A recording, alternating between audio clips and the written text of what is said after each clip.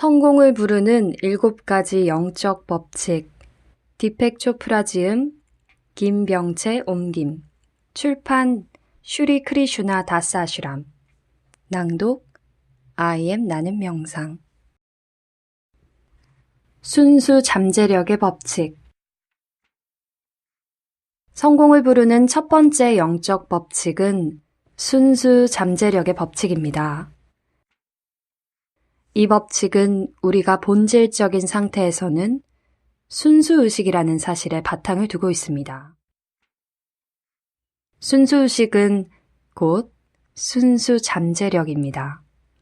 그것은 모든 가능성과 무한한 창조성의 장입니다. 순수의식은 우리의 영적 본질입니다. 무한하고 자유로운 그것은 또한 순수한 기쁨입니다. 순수한 암, 무한한 고요, 완전한 균형, 불변함, 단순함, 희열은 의식의 다른 성품들입니다. 이것은 우리의 본성입니다. 우리의 본성은 바로 순수 잠재력입니다. 자신의 본성을 발견하고 자신이 진정 누구인지를 알게 될 때 그렇게 아는 것 자체만으로 우리는 모든 꿈을 이룰 수 있는 능력을 얻게 됩니다. 우리 자신이 바로 과거에 존재했고 현재 존재하며 미래에 존재할 모든 것의 무한한 잠재력이며 영원한 가능성이기 때문입니다. 순수 잠재력의 법칙은 하나의 법칙이라고도 할 수 있습니다. 생명이 취하는 무한히 다양한 모습들의 저변에는 모든 것에 퍼져 있는 하나의 영이 있기 때문입니다. 우리와 이 에너지장은 서로 분리되어 있지 않습니다. 순수 잠재력의 장이 곧 우리 자신의 참 나입니다. 따라서 자신의 진정한 본성을 더 많이 경험할수록 순수 잠재력의 장에 더 가까이 다가가게 됩니다. 참나를 경험하는 것 혹은 자기 참조는 우리 내면의 기준점이 우리가 경험하는 대상들이 아니라 우리 자신의 영이라는 뜻입니다. 자기 참조의 반대는 대상 참조입니다. 대상을 참조할 때 우리는 상황, 환경, 사람, 사물 등 참나 바깥의 대상들에 의해 늘 영향을 받습니다.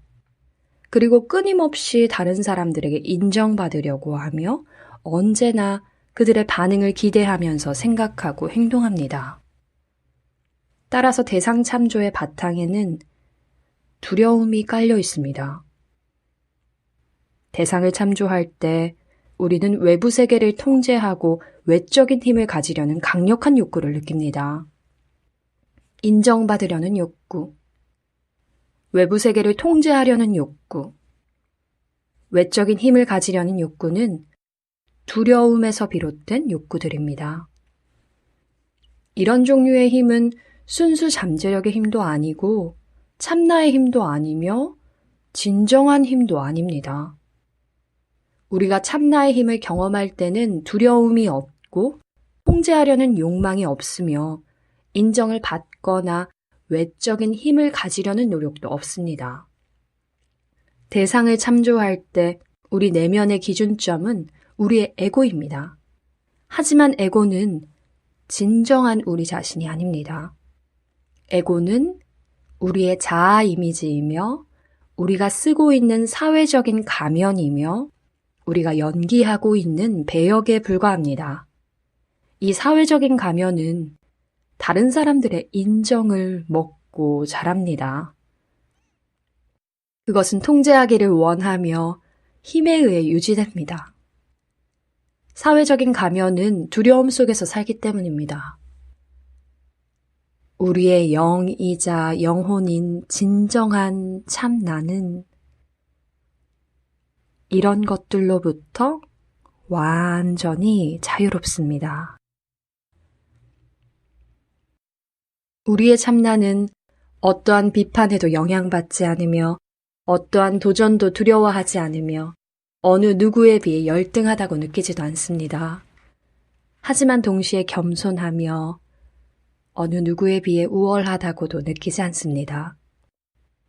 모든 존재가 저마다 다른 모습들로 변장하고 있지만 실은 똑같은 참나이며 똑같은 영이라는 것을 알기 때문입니다.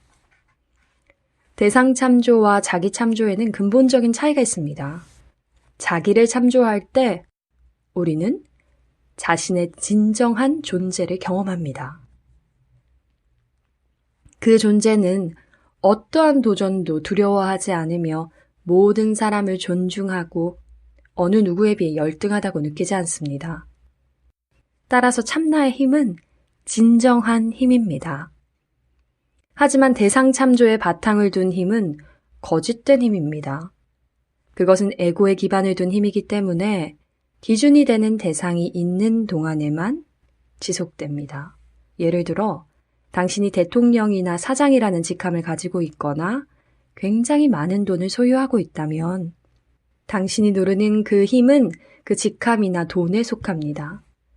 에고의 기반을 둔 힘은 오로지 그런 것들이 지속되는 동안에만 지속될 것입니다. 그런 직함이나 일자리, 돈이 사라지면 그 힘도 함께 사라집니다. 반면에 참나의 힘은 영속적입니다. 그 바탕에는 참나에 대한 알미 있기 때문입니다. 참나의 힘에는 분명한 특징들이 있습니다. 그 힘은 사람들을 우리에게로 끌어들이며 우리가 원하는 것들도 우리에게로 끌어들입니다.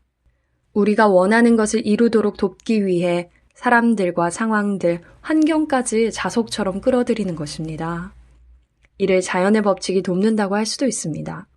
그것은 신성의 도움이며 은총의 상태에 있을 때 오는 도움입니다. 그런 힘이 있을 때 우리는 사람들과 유대를 즐기며 사람들은 우리와의 유대를 즐깁니다. 우리의 힘은 유대의 힘이며 참된 사랑에서 나오는 유대의 힘입니다. 모든 가능성의 장인 순수 잠재력의 법칙을 어떻게 하면 일상생활에 적용할 수 있을까요? 순수 잠재력의 장이 주는 혜택들을 누리고 싶다면, 그리고 순수 의식에 내재된 창조성을 충분히 활용하고 싶다면 우리는 순수 잠재력의 장으로 다가가야 합니다. 그 장으로 다가가는 한 가지 방법은 침묵, 명상, 분별하지 않음을 날마다 실천하는 것입니다. 자연 속에서 시간을 보내는 것도 무한한 창조성과 자유, 희열 등 그 장에 내재된 성질들에 다가가게 합니다. 침묵을 실천한다는 것은 일정 시간 동안 아무것도 하지 않고 그냥 가만히 있는 것을 의미합니다. 주기적으로 아무 말도 하지 않으면서 침묵을 경험합니다. 이때는 텔레비전 시청이나 라디오 청취, 독서 등의 활동까지 그만둡니다. 침묵을 경험할 기회를 갖지 않으면 머릿속에서 생각들이 소용돌이칠 수 있습니다. 그러니 틈틈이 잠시라도 시간을 내어 침묵을 경험해 보십시오. 날마다 일정한 시간 동안 침묵을 지키는 것도 좋습니다. 2시간 정도가 좋겠지만 그 시간이 너무 길게 느껴지거나 사정이 여의치 않으면 1시간 동안이라도 해보세요. 가끔은 시간을 더 늘려 하루나 이틀 동안 침묵을 경험해 보시기 바랍니다. 일주일 동안 해볼 수도 있습니다. 이처럼 침묵을 경험할 때는 무슨 일이 일어날까요? 처음에는 머릿속의 생각들이 오히려 더 심하게 소용돌이칩니다. 말하고 싶은 욕구가 강하게 일어날 것입니다. 침묵하는 기간을 늘렸을 때 처음 하루나 이틀 동안은 미칠 것 같은 기분에 사로잡힌 사람들도 있습니다. 침묵하는 기간을 늘렸을 때 처음 하루나 이틀 동안은 미칠 것 같은 기분에 사로잡힌 사람들도 있습니다. 돌연 절박감과 불안감에 휩싸이기도 합니다. 하지만 그런 감정들을 경험하면서도 계속 침묵을 지키면 머릿속의 생각들은 점차 가라앉게 됩니다. 그리고 곧 침묵이 더 깊어집니다. 어느 정도 지나면 마음이 포기하기 때문입니다. 참 나이며 영이며 선택자인 우리가 말하지 않을 것이라는 점을 알아차리면 마음은 같은 자리를 계속 맴도는 것이 소용없는 일임을 깨닫게 됩니다. 그러면 머릿속의 생각들이 잦아들면서 우리는 순수 잠재력의 장애에 있는 고요함을 경험하기 시작합니다. 여건이 허락하는 한 정기적으로 침묵을 실천하는 것은 순수 잠재력의 법칙을 경험하는 하나의 방법입니다. 날마다 시간을 내어 명상을 하는 것도 좋은 방법입니다. 적어도 하루에 30분, 적어도 아침에 30분, 저녁에 30분씩 명상을 하는 것이 좋습니다. 꾸준히 명상을 하다 보면 순수한 침묵과 순수한 자각의 장을 경험하는 법을 알게 됩니다. 무한한 상호 관련의 장, 무한한 조직력의 장, 모든 것이 분리될 수 없이 서로 연결되어 있는 창조의 궁극적인 바탕이 이 순수한 침묵의 장 안에 있습니다. 의도와 소망의 법칙이라는 5번째 영적 법칙에서는 의도의 미약한 욕구를 이 장에 심는 법을 배울 것입니다. 그 방법을 터득하면 우리가 원하는 것들은 저절로 창조될 것입니다. 하지만 먼저 고요함을 경험해야 합니다. 고요함은 우리의 소망을 실현시키기 위해 필요한 첫 번째 조건입니다. 우리를 위해 무한히 많은 세부 사항들을 조율시킬 수 있는 것은 순수 잠재력의 장이며 우리는 고요함 안에서 이 장과 연결되기 때문입니다. 고요한 연못에 작은 돌멩이를 던진 뒤 잔 물결이 있는 모습을 지켜본다고 상상해 보세요. 잠시 후 물결들이 가라앉으면 다시 돌멩이를 던집니다. 순수한 침묵의 장으로 들어가서 거기에 의도를 심을 때 우리가 하는 일도 이와 똑같습니다. 이 침묵 속에서는 가장 미약한 의도라도 모든 것을 서로 연결시키는 우주의식의 밑바탕에 물결을 일으켜 널리 퍼져나가게 합니다. 이 침묵 속에서는 가장 미약한 의도라도 모든 것을 서로 연결시키는 우주의식의 밑바탕에 물결을 일으켜 널리 퍼져나가게 합니다. 하지만 의식 안의 고요함을 경험하지 않고 마음이 요동치는 바다와 같다면 우리는 엠파이어 스테이트 빌딩을 그 속에 던지고도 아무것도 알아차리지 못할 것입니다. 성경에 이런 말씀이 있습니다. 고요하라. 그리고 내가 곧 신임을 알라. 이는 오로지 명상을 통해서만 알 수 있습니다. 순수 잠재력의 장에 다가가는 또 하나의 길은 분별하지 않음을 실천하는 것입니다. 분별이란 대상들을 옳고 그름, 좋고 나쁨 등의 잣대로 부단히 평가하는 것입니다. 끊임없이 평가하고 분류하고 꼬리표를 붙이고 분석하고 있을 때 우리는 내면에 굉장한 소용돌이를 일으킵니다. 이런 소용돌이는 우리와 순수 잠재력 사이를 흐르는 에너지의 흐름을 제한합니다. 우리는 말 그대로 생각과 생각 사이에 틈새를 막아버립니다. 그 순수 자각의 상태, 생각과 생각 사이의 그 고요한 공간, 내면의 그 고요함을 통해서 우리는 진정한 힘과 연결됩니다. 따라서 그 틈새가 막힐 때 우리는 순수 잠재력과 무한한 창조성의 장에 연결되지 못하고 막혀버립니다. 기적 수업이라는 책에는 다음과 같은 기도문이 있습니다. 오늘 나는 일어나는 어떤 일도 분별하지 않겠습니다. 분별하지 않음은 마음속의 고요함을 창조합니다.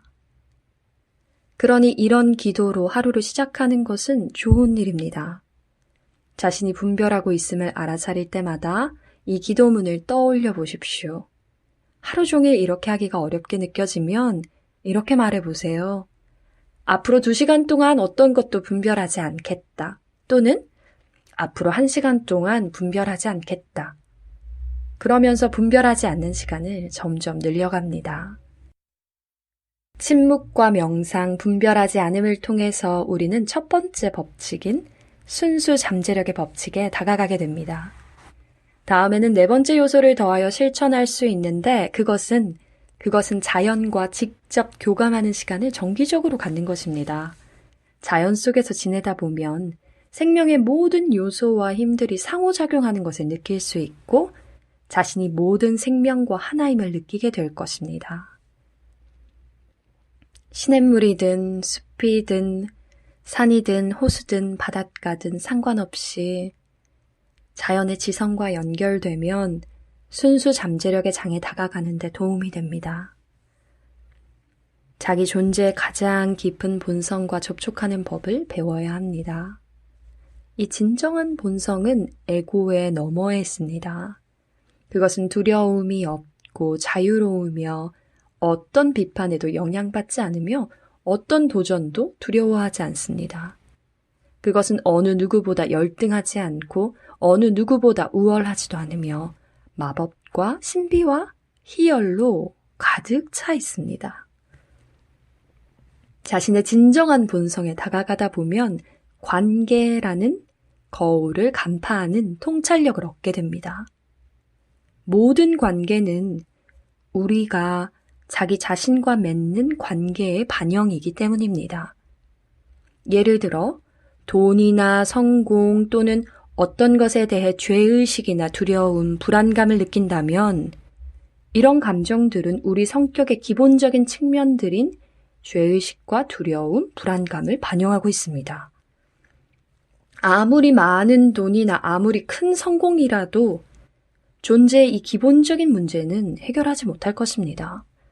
오로지 참나와 친밀해질 때만 진정으로 치유될 수 있습니다. 자신의 참나를 분명히 알고 자신의 참된 본성을 정말로 이해하면 돈이나 풍요 또는 욕망의 충족에 대해 죄의식이나 두려움, 불안을 결코 느끼지 않을 것입니다. 모든 물질적 부유함의 본질은 생명에너지이며 순수 잠재력임을 깨달을 것이기 때문입니다. 순수 잠재력은 우리에게 본래 갖추어진 성품입니다. 자신의 참된 본성에 더 가까이 다가갈수록 창조적인 생각들이 저절로 일어날 것입니다. 순수 잠재력의 장은 또한 무한한 창조성과 순수 지식의 장이기 때문입니다. 오스트리아의 철학자이자 시인인 프란츠 카프카는 이렇게 말했습니다. 방을 나설 필요가 없다. 책상 앞에 앉아 귀를 기울여 보라. 아니, 귀를 기울일 필요도 없다. 그저 기다려라. 아니, 기다릴 필요조차 없다. 그저 침묵하며 고요히 혼자 있는 법을 배워라. 세계는 가면을 벗고서 거리낌 없이 스스로를 드러낼 것이다. 그렇지 않을 수 없다. 세계는 황홀경에 잠긴 채 당신의 발밑에서 구를 것이다. 우주의 풍요, 우주의 아낌없는 표현과 풍부함은 자연의 창조적인 마음의 표현입니다. 자연의 마음에 더 많이 조율될수록 자연의 무한하고 자유로운 창조성에 더 가까이 다가가게 됩니다. 하지만 그 풍부하고 풍요롭고 무한하며 창조적인 마음과 연결되기 위해서는 먼저 머릿속에서 소용돌이치는 생각들을 넘어서야 합니다. 그러면 영원하고 무한하며 창조적인 마음의 고요함을 유지하면서 동시에 역동적으로 활동할 수 있게 됩니다. 고요하며 자유롭고 무한한 마음과 역동적이며 유한한 개인적인 마음의 이 절묘한 결합은 고요함과 움직임의 완벽한 동시균형이며 이 상태에서는 우리가 원하는 것을 무엇이든 창조할 수 있습니다. 고요함과 역동성이라는 이 정반대 성질의 동시공존은 우리가 상황과 환경, 사람과 사물에 관계없이 독립적으로 살게 합니다. 이 정반대 성질들의 절묘한 공존을 조용히 알아차릴 때 우리는 에너지의 세계와 조율됩니다. 이 에너지의 세계는 물질도 아니고 성분도 아니면서 물질 세계의 근원인 양자스프입니다. 이 에너지 세계는 유동적이고 역동적이며 탄력적이고 변화하며 영원히 움직입니다. 동시에 불변하고 움직이지 않으며 고요하고 영원하며 침묵합니다. 고요함은 창조를 위한 잠재력이며 움직임은 그 표현의 특정한 측면에 한정되는 창조성입니다. 그러나 움직임과 고요함의 결합은 당신이 주의를 기울이는 모든 방면에서 창조성을 발휘하게 해줍니다. 움직이고 활동하면서도 언제나 내면의 고요함을 유지하십시오. 그러면 주변의 움직임이 아무리 혼란스러워도 우리는 방해받지 않고 창조성의 저장고인 순수 잠재력의 장으로 다가갈 것입니다.